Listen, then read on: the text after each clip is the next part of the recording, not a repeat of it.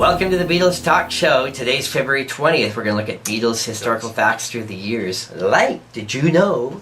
On this day in 1962, the Beatles were performing a show in Lancashire, and they were on a bill. There were 4 other bands on this historic night. They played with Jerry and the Pacemakers, who were another big band who also would become big in the British invasion, but just like them, weren't huge yet. Yeah, and part of Brian Epstein's crew, may I ask.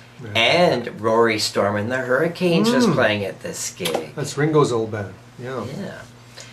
On the same day, Brian Epstein, who's now the manager of the Beatles, wrote a letter to Bert Kaempfert, who was a big instrumental star in Hamburg, Germany, requesting that the Beatles get released from the recording contract that they had done in May 1961, where they recorded My Bonnie with Tony Sheridan.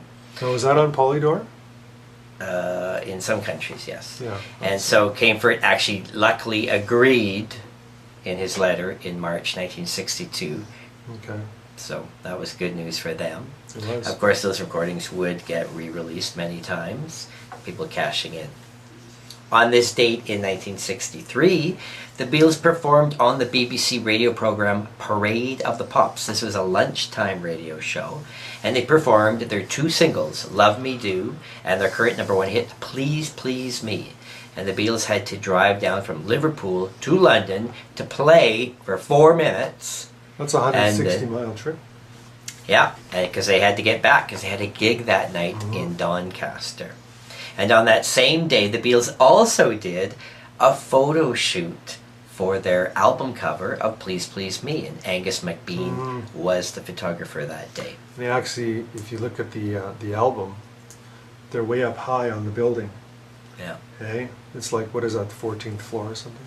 Yeah. And then interestingly enough, for the Let It Be album, which was originally called Get Back, they went to the very same building, the very same floor, and did the very same shot as they did for their first album. Yeah, it's really which was cool. meant to be the last album. Yeah. On this day in 1965, the Beatles were in the recording studio recording That Means a Lot, which actually is probably my all-time favorite unreleased Beatles song. I think it's mine too, one of mine, yeah. It's sung by Paul. Interestingly, they just were never quite happy enough with it to release it. That's like what I was saying about John's Keep Your Hands Off My Baby. This is one of my favorite unreleased Beatles songs that never got onto vinyl. Unfortunate, 2 great songs right there. But anyway, go ahead. Yeah. On this date in 1970, in the United States, it was the official release of the Instant Karma single by John Lennon and the Plastic Ono Band, and would go on to hit #3, and at that time that was his biggest solo hit up to that point. That's true.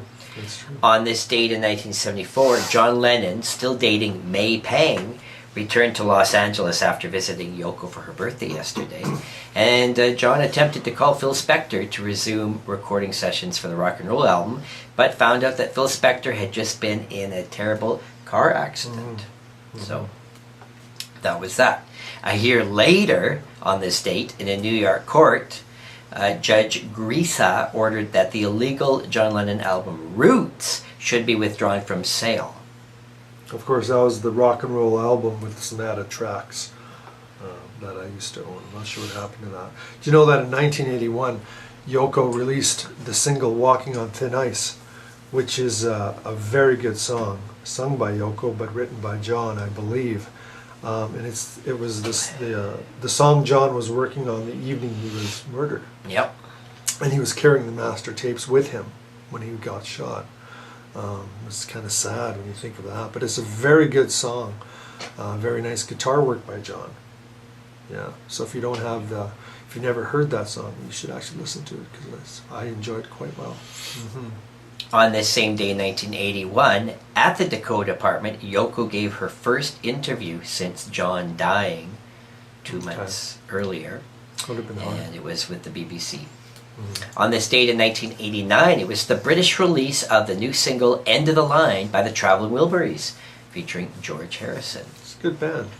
That was And Bob Dylan, yeah, Tom Petty, Jeff Lynne, and one more. George, obviously. Roy Orbison.